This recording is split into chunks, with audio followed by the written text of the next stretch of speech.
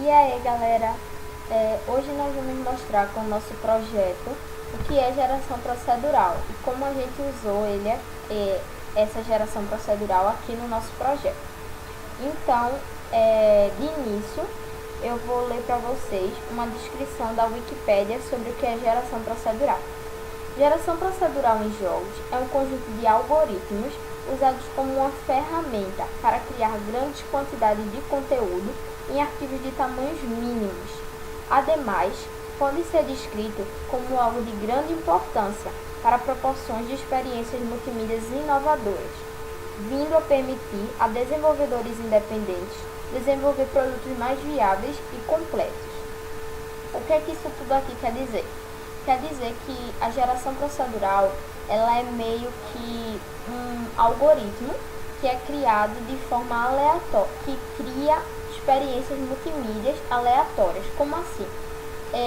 A geração procedural ela é muito usada em mapas, muito usada em coisas que existem em jogos ou em qualquer outra plataforma que seja criada, que precisa ser desenvolvida de uma forma aleatória. Então, vou mostrar aqui para vocês como isso se aplicou no nosso projeto. Eu vou dar o play aqui e vocês fixem bem no mapa, como ele vai estar, as posições dos objetos.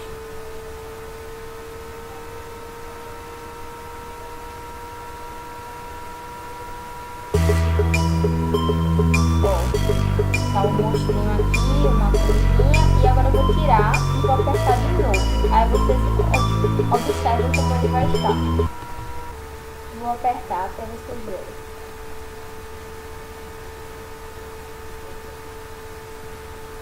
Tá demorando um pouquinho. Ó, se vocês verem, mudou o personagem. E aqui tem uma formiguinha e as posições aqui no link são diferentes. Eu vou apertar mais uma vez só para vocês verem essa mudança de novo. Lá vai.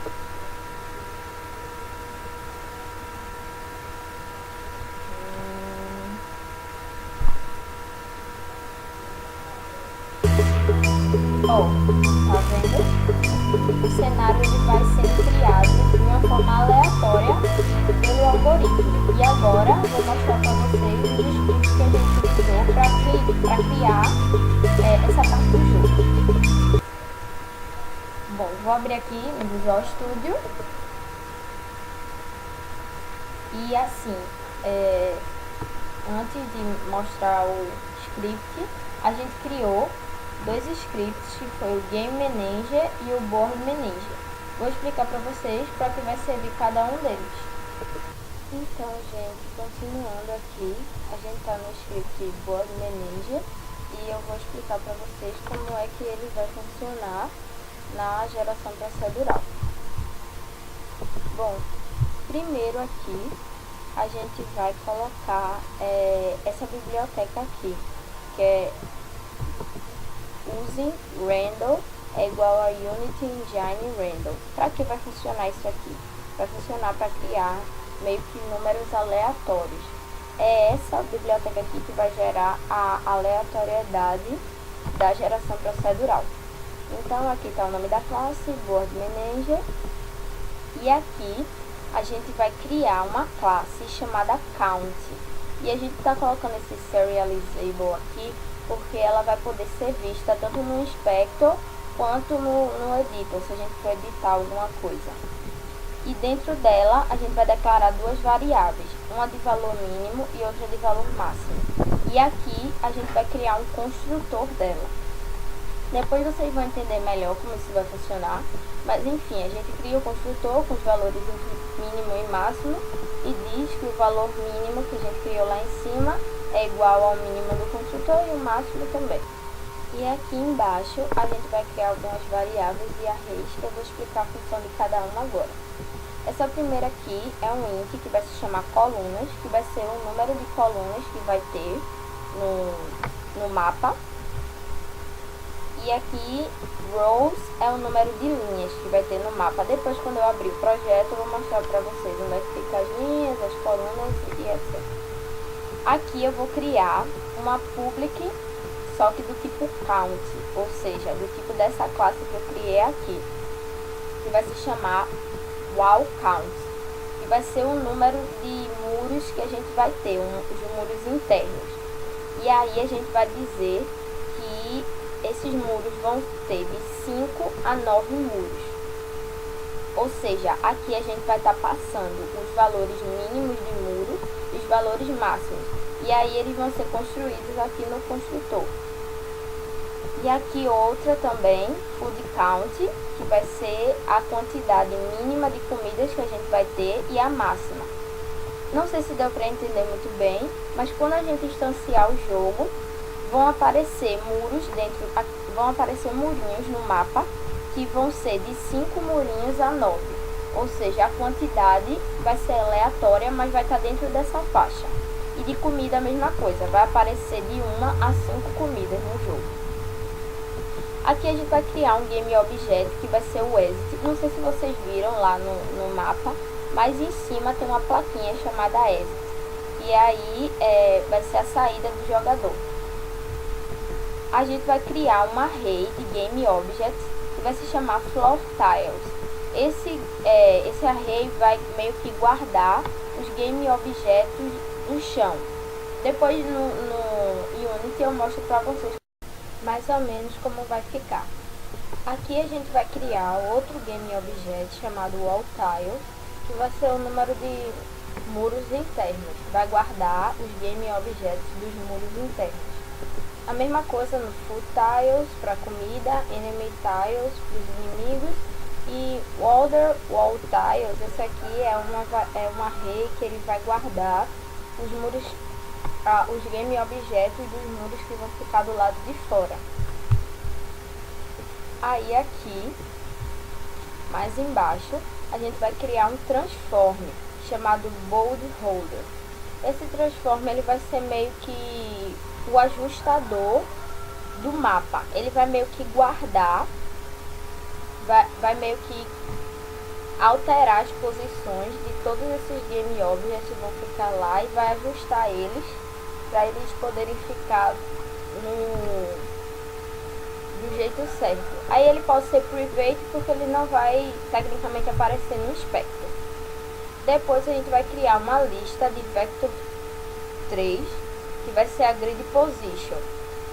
Essa lista ela meio que vai guardar as posições de todos esses tiles, de todos esses game objects que a gente criou, de chão, de muro, de comida, de inimigo e etc. A gente dá um new list e cria ela. Aqui nesse método void initialize list, ele vai ser meio que vai inicializar a lista. Como assim? Vai meio que dar as posições das colunas e das linhas.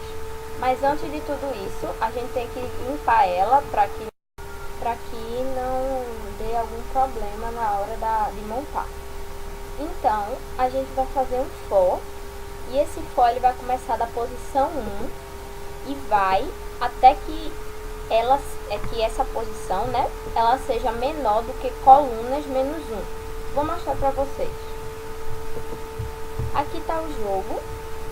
E esse grid position aqui, ele vai ser... Vou começar de novo. Esse for aqui, ele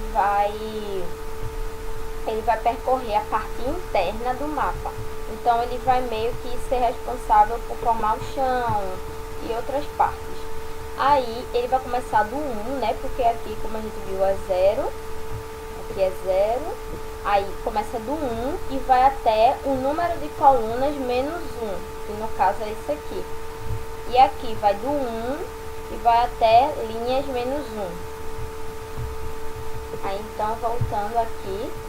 E dentro no caso, aí eu já mostrei dos dois, né? Aí aqui esse for vai ser responsável por fazer a parte das linhas.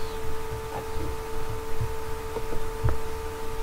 E quando ele for percorrendo, né, ele vai adicionando esses valores de x e y ao grid position e vai meio que criar a grade do mapa.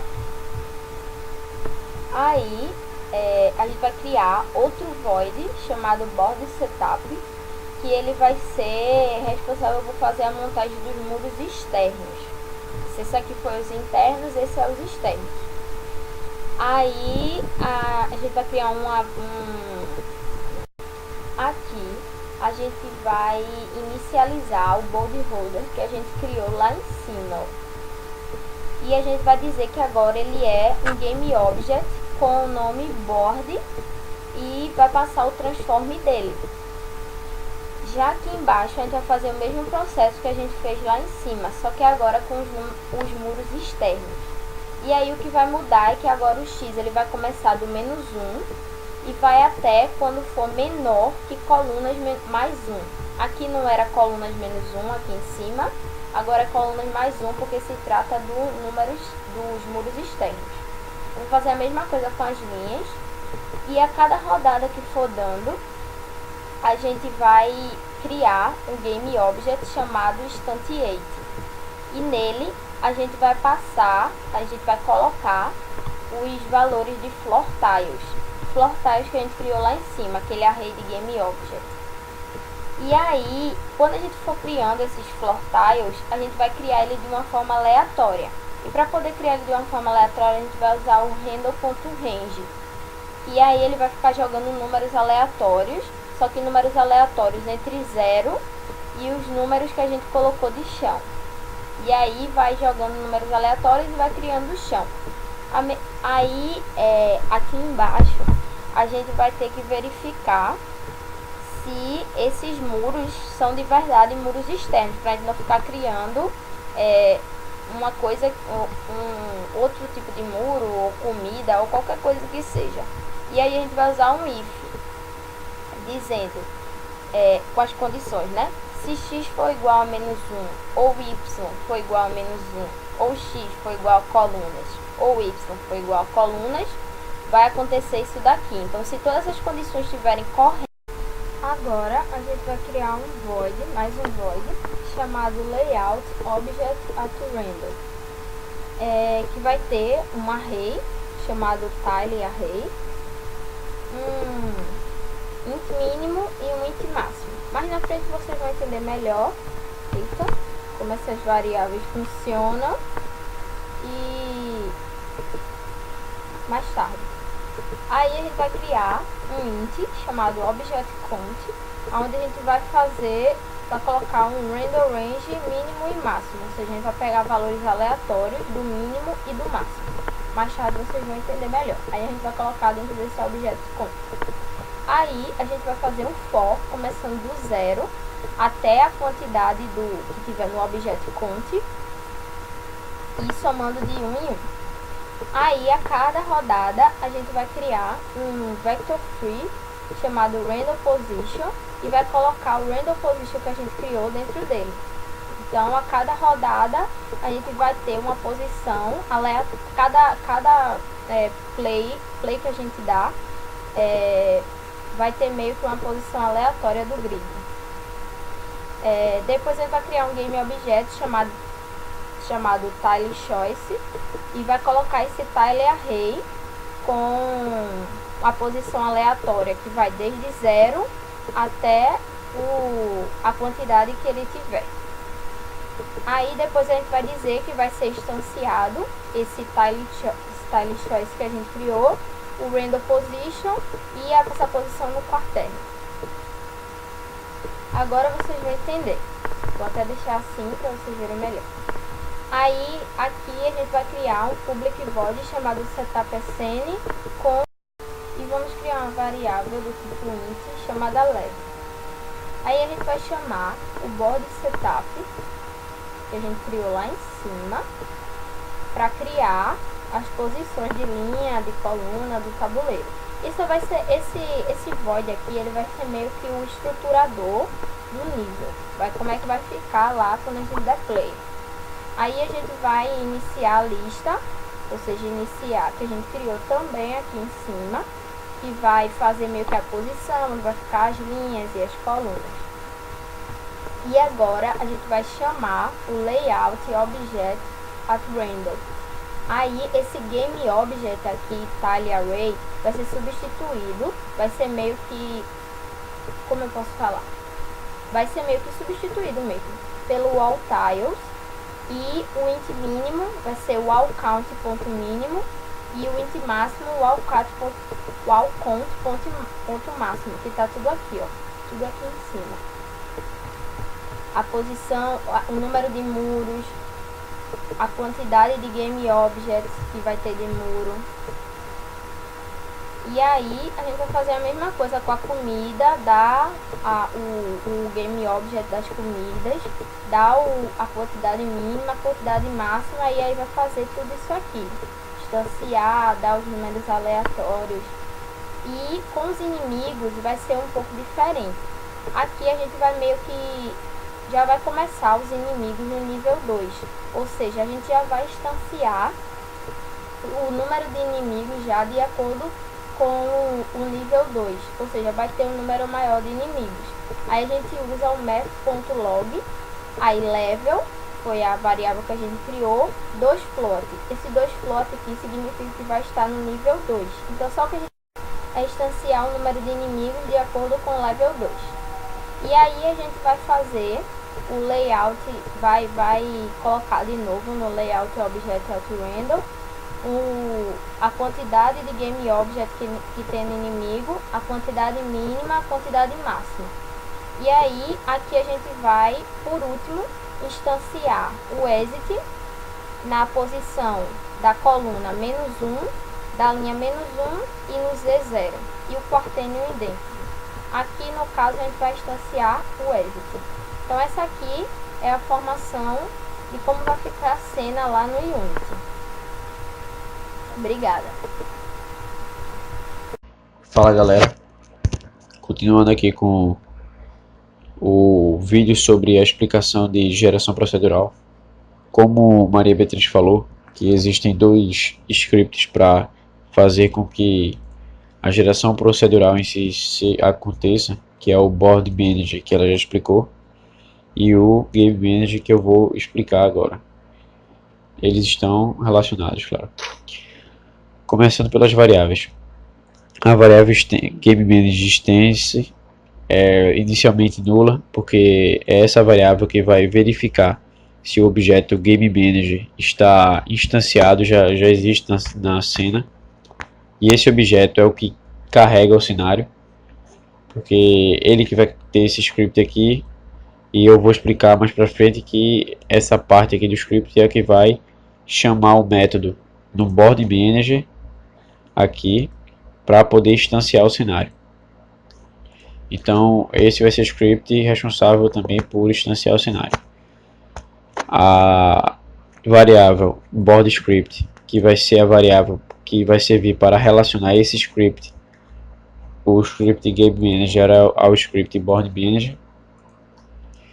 O private int level igual a 3 vai começar como level igual a 3, porque como Beatriz já explicou, é a partir do level 2, não sei onde é que está explícito aqui, mas ela explicou, é a partir do level 2 que começa com um inimigo. Então, para começar com uma dificuldade já aceitável, né, com 2 inimigos pelo menos, começa a partir do level 3. Então aqui são as condições para verificar se o objeto Game Manager já está instanciado ou não, e se é ele mesmo que está instanciado. Então, para fazer essa verificação, usou-se o if instance, que é a variável aqui, igual a nulo, ou seja, se nessa variável não existe nenhum objeto, aí instance, a variável vai ser o próprio objeto no qual esse script está. Como esse script vai estar no objeto Game Manager, então instance vai ser o próprio objeto Game Manager. Se não, se instance for nulo, não for nulo, mas também se ele for diferente do objeto Game Manager, ele vai destruir esse objeto. E essas condições aqui servem para, além de verificar se existe algum objeto, no primeiro caso aqui, também verificar se o objeto que existe é o Game Manager, porque se não for, ele vai excluir. Ele só quer que exista somente o Game Manager. O Don't Destroy Unload de um objeto serve para não destruir o Game Manager, que é o objeto que tem esse script, quando ele passar de cena, ou seja, quando o player passar de uma fase para outra. O board manager, o board script, que é a variável que vai relacionar esse script ao board manager, quando igualado a o get component board manager, ele está pegando o componente board manager, que é o próprio script, e atribuindo essa variável aqui. Porque quando eu chamar o método initGame, que o que faz esse método? Ele pega o script board manager e procura lá o método setupScene. E o que faz esse método setupScene? Ele instancia o cenário do jogo aleatoriamente, de acordo com o script o script board manager. E ele pede também o parâmetro level, que eu igualei a 3 no caso. Então vocês podem ver aqui. Ele pede um parâmetro. Feito isso, foi só criar um objeto Game Manager, colocar os scripts Board Manager e Game Manager nele, ou seja, como o Board Manager pede vários parâmetros, como foi explicado no vídeo, e pode-se ver aqui vários parâmetros na forma de array. Nós colocamos aqui todos os parâmetros pedidos de todos os sprites aqui da parede, do cenário do jogo, e na parte do Game Manager, como no pad se pede um parâmetro aqui publicamente, nós só colocamos ele no objeto Game Manager e transformamos esse Game Manager no prefab, jogando aqui na pasta. Pronto, depois de feito isso, a geração procedural está pronta.